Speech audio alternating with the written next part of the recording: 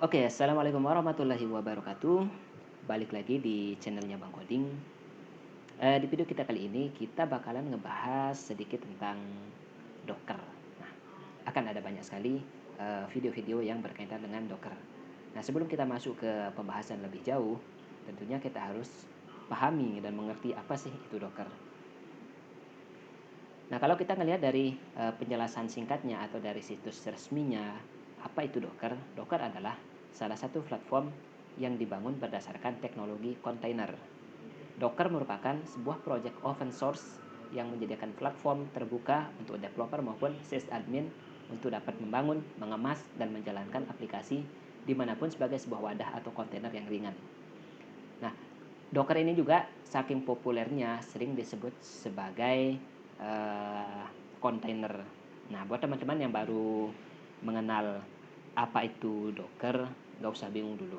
Nah, apa itu kontainer? Nanti di video berikutnya akan kita jelaskan apa itu kontainer, apa itu volume, apa itu image. Nah, jadi untuk di video-video berikutnya akan kita bahas lebih jauh lagi. Nah, sebagai gambaran buat teman-teman bahwa ketika kita membangun sebuah aplikasi atau ketika kita mendeploy aplikasi tanpa menggunakan Docker, maka akan membentuk skema seperti berikut. Nah, ketika kita mempunyai aplikasi, kemudian kita punya sebuah server, di mana di dalam server itu ada sistem operasinya. Nah, tentunya aplikasi itu tidak akan dapat berjalan tanpa kita menginstal atau memenuhi requirement-nya seperti database, web server, runtime app, kemudian ada library. Ya, jadi di sini teman-teman juga harus menginstal semua package-package yang dibutuhkan untuk menjalankan aplikasi yang teman-teman deploy kayak gitu. Aplikasi itu tidak akan bisa berjalan kalau teman-teman sendiri tidak menginstal kebutuhan dari si aplikasi itu. Misalnya dia membutuhkan sebuah runtime app, contohnya JVM, Java Virtual Machine misalnya. Nah, ketika teman-teman menjalankan aplikasi berbasis Java Virtual Machine atau berbasis Java, maka dia nggak akan berjalan ketika kita nggak menginstal runtime app-nya. Begitu juga dengan library-nya. Ketika teman-teman punya library untuk mengirimkan sebuah email, tapi library itu hanya teman-teman install di local server atau pada saat pembangunan, pada saat developing. Nah, kemudian teman-teman mencoba untuk ngedeploy ke dalam sebuah server, tapi library untuk emailnya itu sendiri tidak diinstal, maka proses pengiriman email itu tentunya akan gagal atau mungkin error kayak gitu. Begitu juga dengan web server. Kita harus menginstal seperti Apache Tomcat, kemudian Nginx dan lain sebagainya.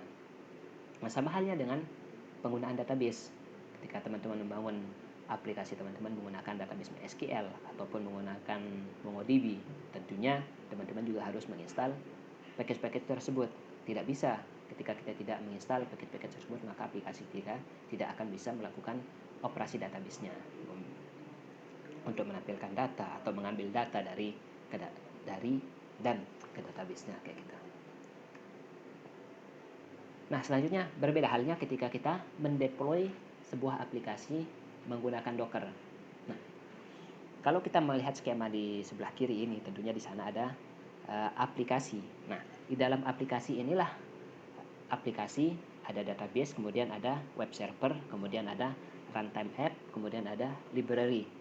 Semua yang dibutuhkan oleh aplikasi ini, semua package-package yang dibutuhkan oleh aplikasi ini itu sudah terbundle. Itu sudah menjadi satu package yang dikemas oleh si Docker ini. Jadi kita nggak perlu lagi nih nginstal satu persatu kebutuhannya seperti database, web server, runtime app, library untuk mensupport dari aplikasi kita ke dalam sebuah server kita ya gitu. Jadi cukup dengan kita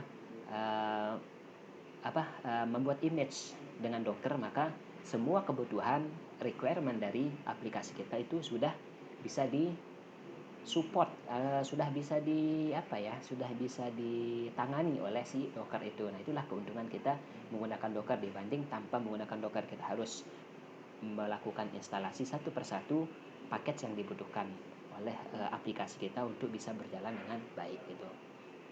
Nah, jadi itulah perbedaan ketika kita menggunakan Docker atau tanpa menggunakan Docker gitu. Jadi saya harapkan teman-teman bisa memahami materi di episode 1 ini.